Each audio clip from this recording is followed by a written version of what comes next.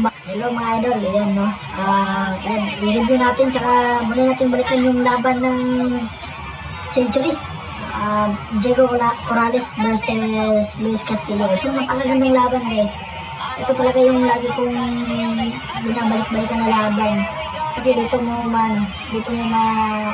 susukat talaga yung tunay na puso sa boxing. Yan. Isang napakagandang hook ang tumama sa kanya. Yung parang tila ng tao dito that time guys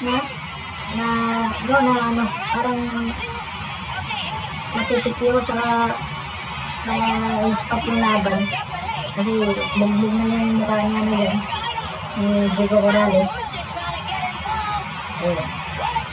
At tsaka nasigasahan pa guys yung magandang punch. Ayun, maganda ng pagkakama ng yes, uppercut. Ayan. Kala nga yung mga ma-stop yung laban. Ito nga po yung laban guys na unification bout between Diego Corrales at saka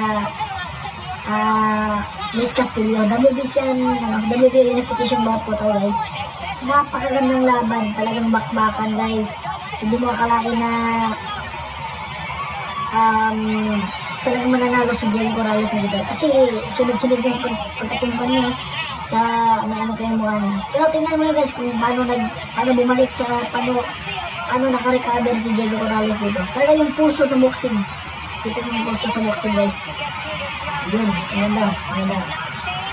Nagpatama siya ng hook. Ayun. Yung right hand ni Diego Corrales talaga yung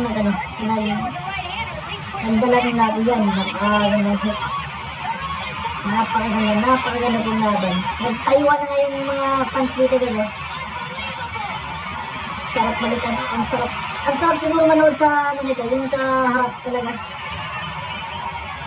Kita yung mga dalawa. Parang bilbog talaga. Ayun.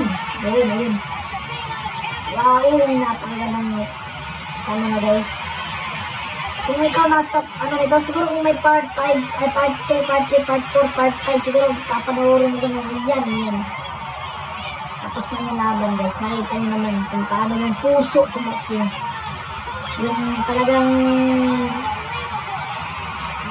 sa isip ng iba, parang walang-wala na parang talo na. Pero sa kanya, as of Diego Corrales, yung puso niya sa boxing, yung wala layon sa heart niya sa boxing kasi gusto niya manalo sa laban. Yun yung story niya guys. Ayun, kahit ilang beses mo pang balik-balikan yung napakagandang laban guys. Ito lang kinuha ko yung yung round number 10 kasi isang winning moment po ng team ni Diego Corrales. Yan, more videos po itong gagawin para sa mga reviews at saka yung magagandang history ng boxing.